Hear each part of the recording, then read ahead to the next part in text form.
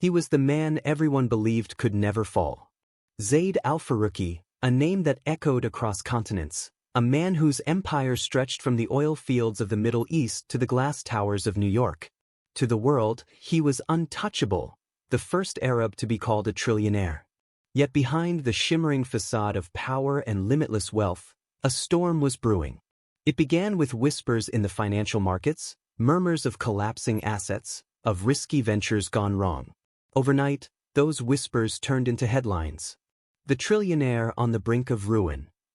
Suddenly, Zaid was not the master of destiny but a man watching his empire sink beneath the weight of betrayal and greed.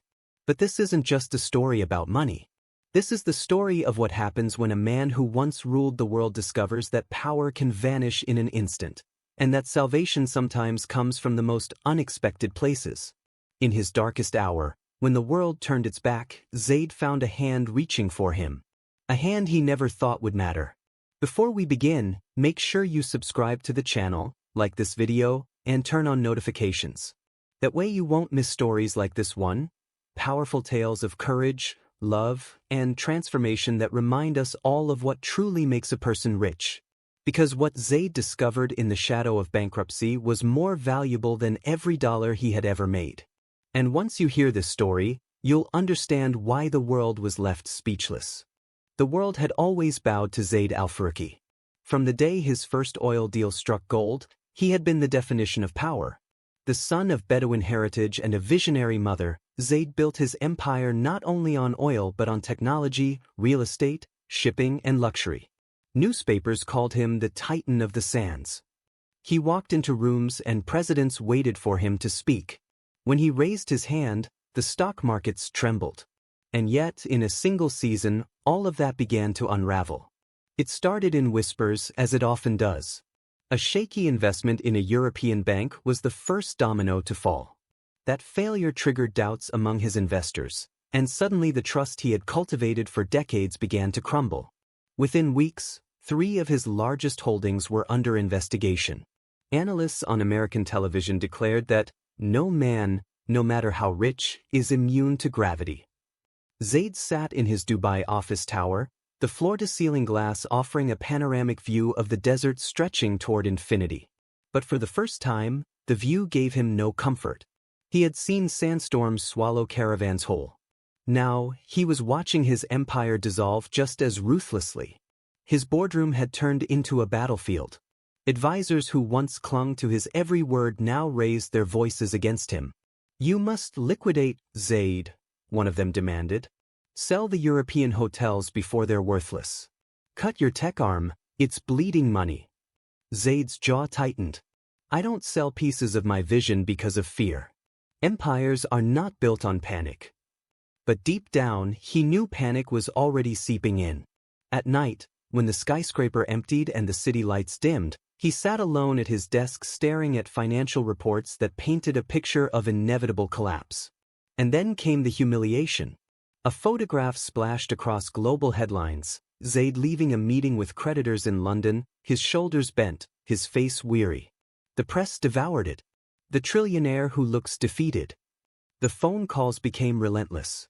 Billionaires who once sought his partnership suddenly cut ties. Politicians who had praised him kept their distance.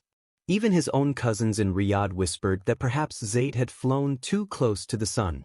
One night as he left the office, his driver opened the door to the Rolls-Royce. Zaid paused. For the first time, he realized the car, the tower, the empire, it all felt hollow. He waved his driver away. Not tonight.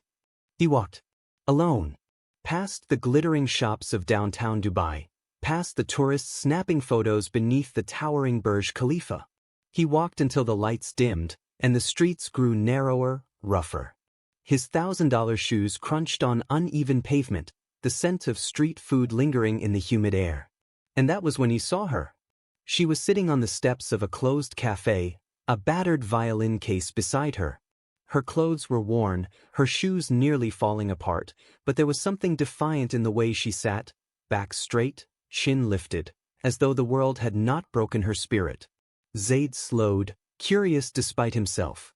She lifted the violin and began to play. The sound was haunting, imperfect yet deeply human. It sliced through the night air like a confession. He found himself stopping, unable to move on. When she finished, she opened the case, hoping for a coin or two from the passers-by. But the street was nearly empty. Zaid, the man who had signed deals worth billions, reached into his pocket and realized he had no cash. Just cards. Just the symbols of a wealth that was already slipping through his fingers. She noticed his hesitation and smiled faintly. "Don't worry. Music doesn't need payment. It only needs someone to listen." Her words struck him. For years, people had only spoken to him in numbers. Profits, losses, billions. But here was someone telling him that being present, simply listening, was enough. "Who are you?" he asked, his voice deeper than he intended. "My name is Layla," she said. "I used to play in an orchestra in Cairo before life became what it is now." She gestured at the violin, the street, the worn clothes. Zaid studied her. She had nothing. Yet in that moment, she seemed freer than he had ever been. "Why do you keep playing?" he asked. Layla tilted her head. "Because music doesn't abandon you. Even when people do." The words pierced him. In his office, men who once called him visionary now called him reckless. In his family, cousins whispered that he had ruined the Al-Faruqi name. And here was this woman, stripped of everything, still clinging to what gave her soul meaning. He didn't realize until then that he was still standing in front of her, his expensive watch gleaming under the flickering streetlight. "You don't look like someone who belongs here," she said gently. Zaid almost laughed. "Neither do you." For the first time in weeks, something like a smile touched his lips. When he finally walked away, the echo of her music followed him. That night, lying in his penthouse that suddenly felt too large, Zaid replayed her words in his mind. "Music doesn't abandon you. Even when people do." And for the first time since the crisis began, he realized he wanted to see her again. Not because she could fix his empire. Not because she had money or influence. But because, in the ruins of his trillion-dollar kingdom, she had given him something no one else dared to offer: truth. He closed his eyes with a whisper that surprised him. "Layla." But little did Zaid know, that single meeting would change the course of his life, and challenge everything he thought wealth was meant to be. The next morning, the city awakened to its usual rhythm, cars rushing along Sheikh Zayed Road, the muezzin's call echoing faintly in the distance, skyscrapers gleaming beneath the desert sun. Foremost, it was another day of life in Dubai's relentless cycle of ambition. But for Zaid Al-Faruqi, it was the beginning of something different. He sat in his office, staring at a boardroom full of men who once worshipped his decisions. Their words droned on: divest, cut losses, freeze accounts. He heard none of it. His mind kept circling back to the woman with the violin, her defiant posture against the night, and the way she had spoken without fear of who he was or what he owned. "Zaid," one advisor snapped. "Are you listening? The investors in New York are threatening to sue if you don't liquidate." Zaid leaned back in his leather chair. For years, he had been consumed by these battles. But today, his heart wasn't in the war. He dismissed the room with a wave. "We will reconvene tomorrow." As the doors closed, silence fell, broken only by the hum of the city outside the glass windows. Zaid picked up his phone, hesitated, then set it down again. He had no number to call, no address, no way to find her. Layla existed somewhere between memory and chance. And yet, he felt compelled to search. That evening, he left behind his chauffeured car and security detail, choosing instead to walk the narrow streets where the wealthy seldom went. The perfume of expensive boutiques gave way to the scent of shawarma stands and diesel fumes. He searched corners, alleys, and cafes. Hours passed, and frustration gnawed at him. Perhaps she had been a fleeting vision, a ghost born of his collapsing empire. And then, there she was. Layla stood under the flickering light of the same cafe steps, violin in hand, her bow moving with urgency, as though she was pouring her very survival into the music. A small crowd had gathered, tossing coins into the case. Some lingered, captivated. Others walked by without noticing. Zaid felt an unfamiliar pull in his chest as he approached. When she looked up and saw him, surprise flickered across her face, followed by a faint, knowing smile. "You came back," she said simply. "I wanted to hear you play again," he admitted. His voice sounded strange to his own ears, softer than the man who commanded entire markets. She studied him for a moment. "Men like you don't usually come to streets like this twice." "Men like me?" he asked. "Rich men. Powerful men. The kind who walk with bodyguards and live in towers so high they forget what the ground feels like." Her words stung because they were true. He had lived his life above the clouds, far from the struggles that shaped ordinary people. And yet, here he was, humbled before a woman who had nothing. "Maybe I'm not that man anymore," Zaid said quietly. Something softened in her gaze, but she said nothing. Instead, she placed the violin gently into its case. "Walk with me." They wandered through the streets, past shuttered shops and neon signs buzzing faintly in the dusk. She spoke of her childhood in Cairo, of a father who had loved music but died too soon, of an orchestra that couldn't survive the collapse of funding, of dreams packed into a single violin case when she left for Dubai searching for opportunity. Instead, she had found herself playing on street corners, clinging to dignity where none was offered. "And yet you still smile," Zaid said. She gave a small laugh. "What else is there to do? Crying doesn't change hunger. Music doesn't fill a stomach, but it fills the soul. That's enough, sometimes." They stopped near a small park where children played beneath dim streetlights. Zaid watched them chase each other, laughter ringing through the air. For years, he had measured joy in numbers, in profits and acquisitions. But this was a currency he had never understood. Layla turned to him. "Why are you really here, Zaid al-Faruqi? Men like you don't seek women like me unless they want something."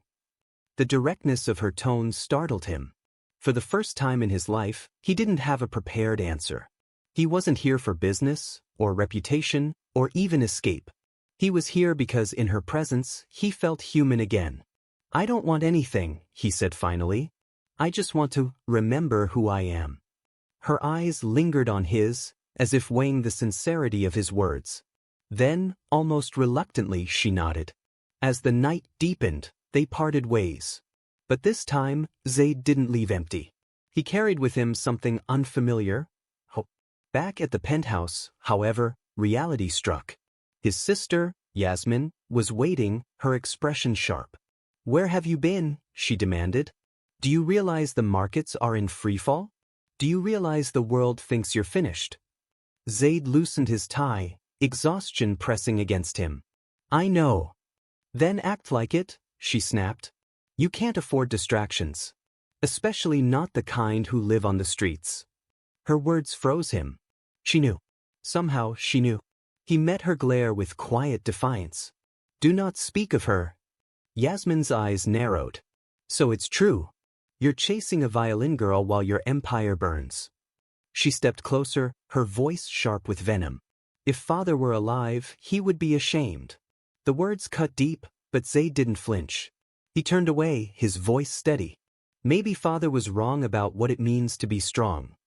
He closed the door on her fury, but the battle inside him raged louder.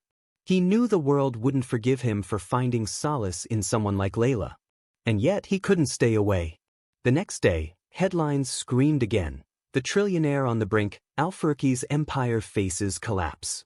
Zaid folded the paper, set it aside, and whispered to himself, "I'll face ruin if I must. But I won't face it alone."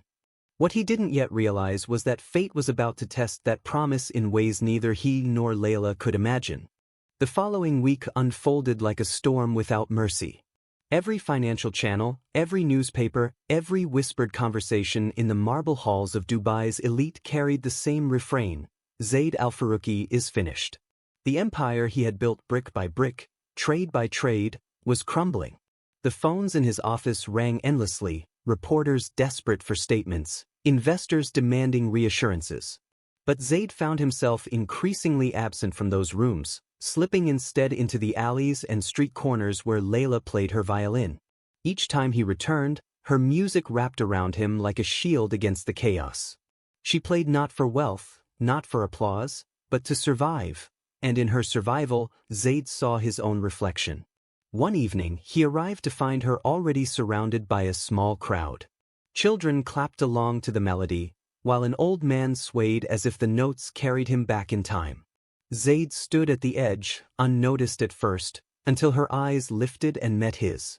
The bow faltered for only a heartbeat, then steadied, her music flowing stronger.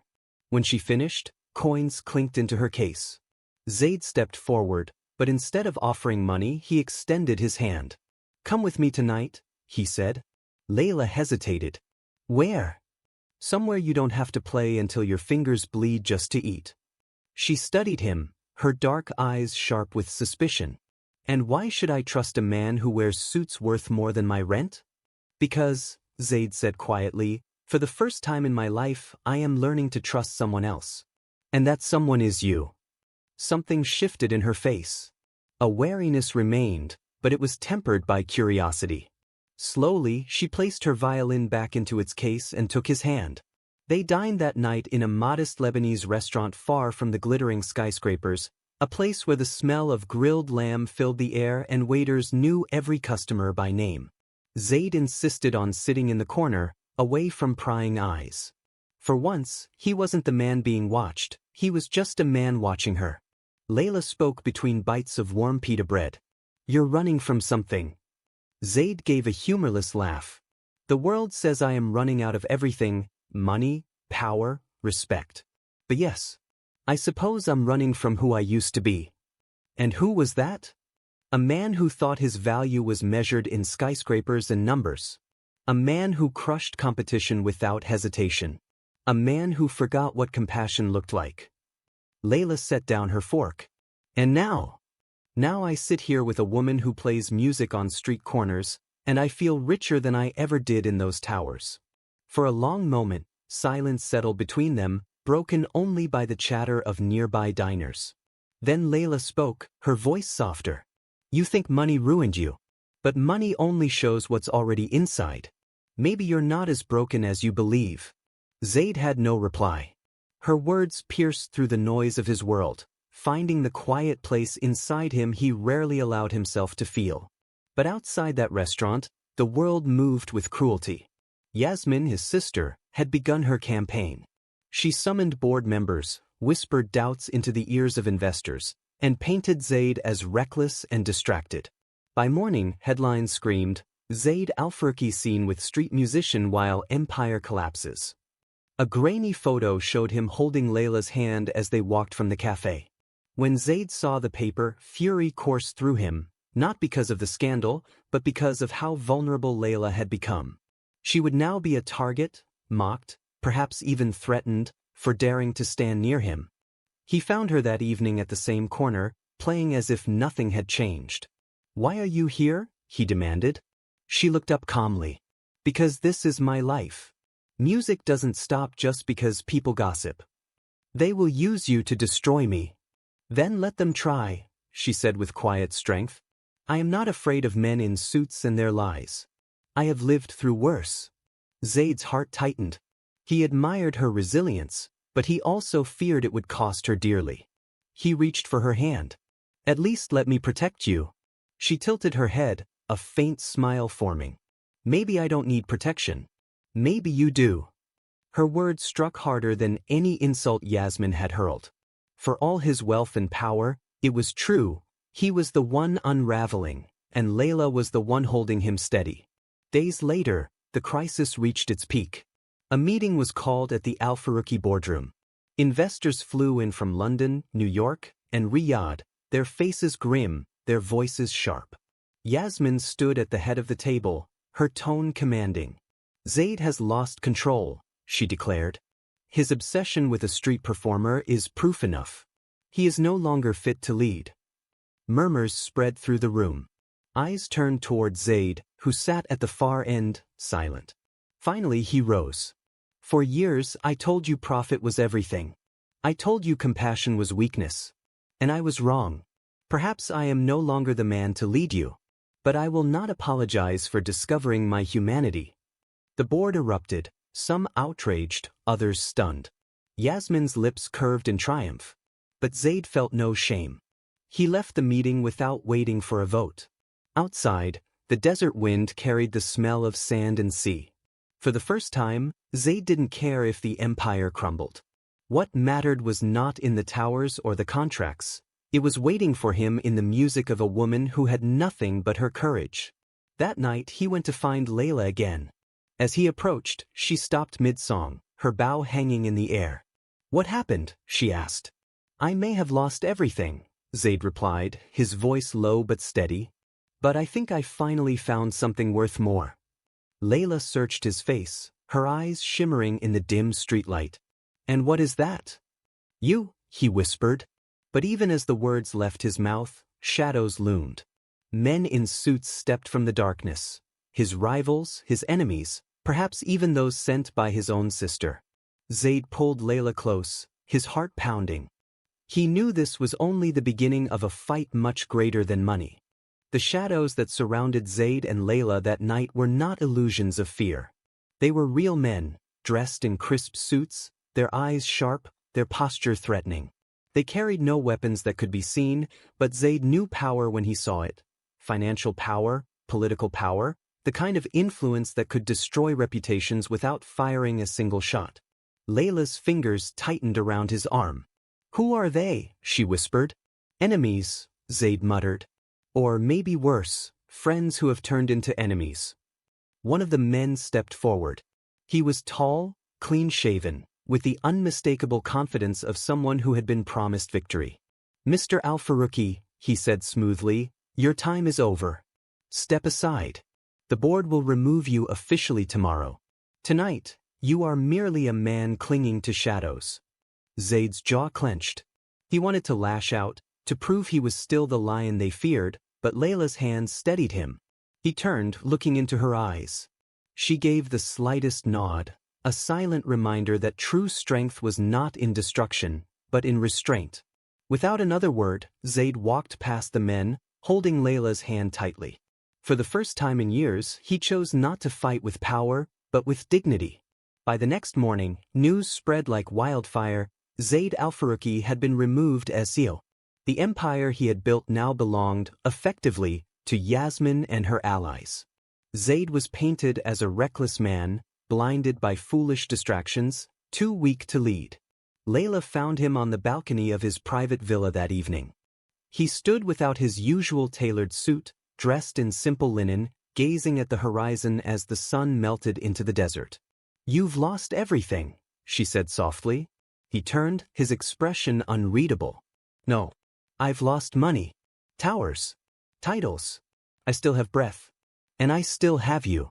Layla blinked, taken aback. "Me? Zayd, I'm just—" "You're not just anything," he cut in, his voice firm but trembling with emotion. "When the world turned its back on me, you looked me in the eye. When my own blood betrayed me, you held me steady.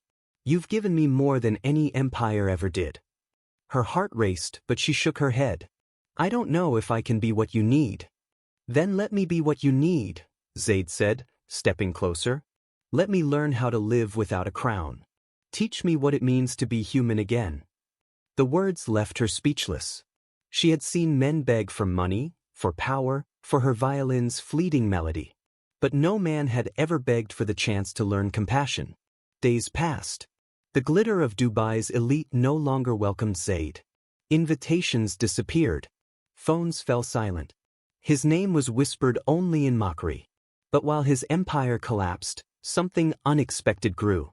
He began helping Layla carry her violin to her street corner, sitting nearby as she played. At first, people laughed. The once mighty executive, reduced to a companion of a street musician.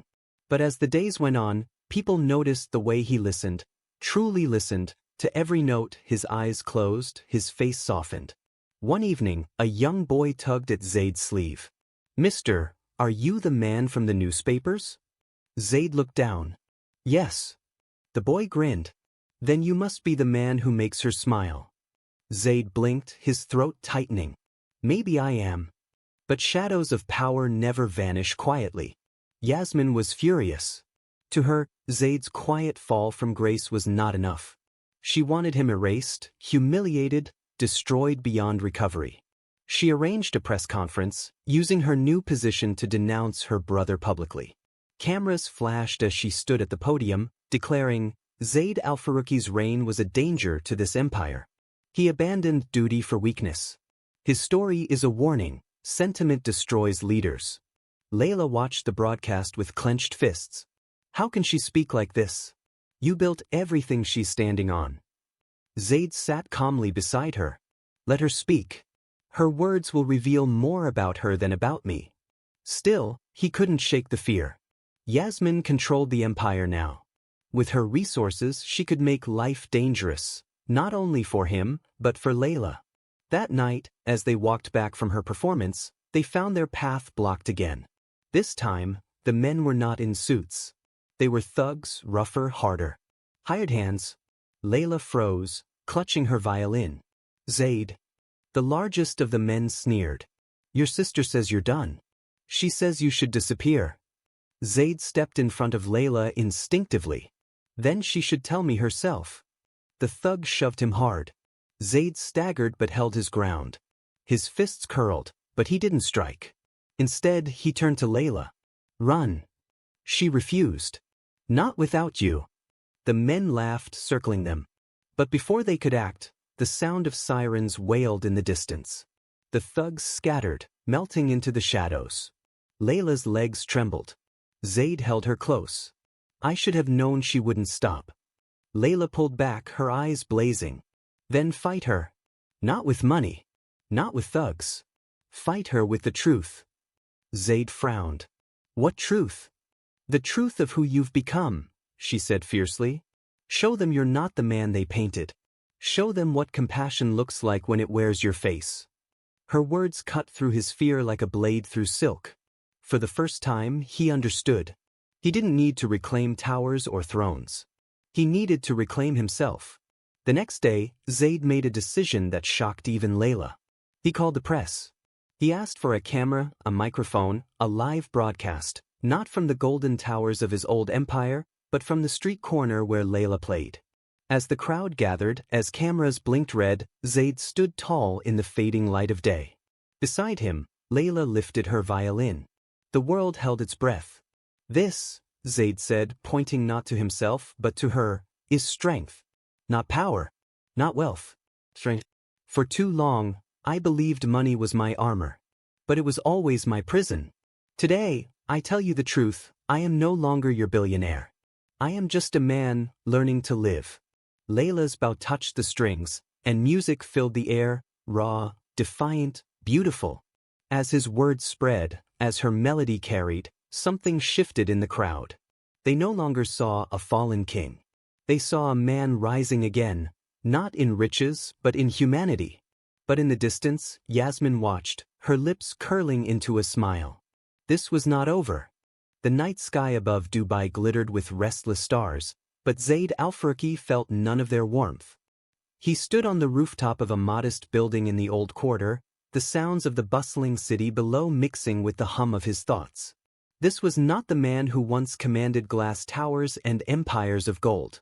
This was a man stripped bare, rebuilt, and now standing at the precipice of choice. Layla joined him quietly, her violin case in hand. You didn't sleep, she said softly. He gave a half smile. Men who have lost everything rarely sleep well. You haven't lost everything. She opened the violin case, running her fingers along the strings as though the wood itself might absorb his despair. You still have the truth. And you still have me. He turned to her, his chest tightening. That has become more than I ever deserved. Before either could speak again, the sharp ring of his phone cut the silence. The screen lit up with a name that still made his blood burn. Yasmin. Against his better judgment, he answered. What do you want? Her voice slithered through the line. I want you to see the world burn around you one last time. Tomorrow, the board will vote on the final liquidation of everything tied to your name. The charities, the schools, the projects you once claimed to love, they'll all vanish. Unless, she paused, savoring the moment, unless you sign over the last of your private holdings. Then, perhaps, I'll leave you to rot in peace. Zaid's hand trembled, but not from fear. You speak of mercy, sister, but you've forgotten what it means. She laughed. Mercy is for fools. And you, brother, have become the greatest fool of all. The line went dead. The next morning, Zaid and Layla walked through the heart of the city. Crowds gathered, not for Yasmin's board meeting, but for something else entirely. News had spread that Zaid would speak, not from a golden podium, but from the square where ordinary people lived and struggled. When he stepped onto the makeshift stage, wearing nothing but a simple white linen shirt and dark trousers, silence fell. The man who once reigned in luxury now looked like one of them. "My name," Zaid began, "has been dragged through the dirt. My empire has been taken. My blood has betrayed me. But here I stand, not as a billionaire, not as a prince of towers, but as a man who has learned what wealth truly means." He gestured toward Layla, who raised her violin and began to play a haunting, beautiful melody. The sound cut through the air like truth itself. "When I was rich, I thought I was untouchable. But riches are sand, they slip through your fingers. When I was betrayed, I thought I was broken. But betrayal is fire, it burns away what is false. And when I met her," his eyes flicked toward Layla, "I discovered that strength is not in power or possessions. Strength is in compassion. Strength is in standing when the world tries to break you." The crowd erupted into murmurs, then applause. Cameras flashed. Reporters captured every word. And Yasmin, watching from the high-rise across the square, felt something she had not expected: fear. His words were not those of a man defeated. They were words of resurrection. Later that evening, Zaid returned to his villa, only to find Yasmin waiting in the courtyard, her figure cloaked in black silk. "You've made a spectacle of yourself," she hissed. "Do you think words can defeat me? The board is mine. The empire is mine." Zaid stepped closer, his voice steady. "Keep it. Build your throne from greed if you must. But one day, Yasmin, you'll discover what I already have, that an empire without love is nothing more than a prison." For the first time, her eyes flickered with uncertainty. "You're weak." "No," he said softly, "I'm free." She faltered, her mouth opening as if to strike him with another cruel remark, but no words came. She turned sharply and vanished into the night, leaving him standing with the faint scent of her perfume dissolving into the air. Days turned into weeks. The empire Yasmin had seized began to fracture. Her hunger for control poisoned her alliances, and whispers of corruption filled the newspapers. Meanwhile, Zaid's quiet revolution grew. People began to see him not as the fallen executive, but as the man who stood when everything else crumbled. His name, once mocked, became a symbol of endurance. Layla was with him through it all, her music guiding him like a compass in the storm. One evening, as they sat by the fire in his modest home, Zaid turned to her. "I once thought I was a king," he murmured. "But perhaps what I really needed was to be a man. And perhaps what I truly found was more than riches, something eternal." Layla's eyes glistened. "And what is that?" He reached for her hand, holding it with the reverence of a man who had finally discovered treasure. The kind that survives betrayal. The kind that rises from ashes. The kind that changes everything. She leaned into him, resting her head on his chest as the firelight painted them in gold. For the first time in his life, Zaid did not feel like an emperor or a failure. He simply felt whole. As the credits of his old empire rolled down into history, a new story began, not written in wealth, but in resilience. The world had taken his towers, his fortune, his name. But it could not take the man he had become. And so the tale of Zaid al-Farooqi closed not with riches, but with redemption. Because sometimes, the greatest empire a man can build is the one within his own heart. If this story touched your heart, remember, strength is not in what you own, but in what you give. Subscribe to the channel, leave a like, and share this story with someone who believes in second chances.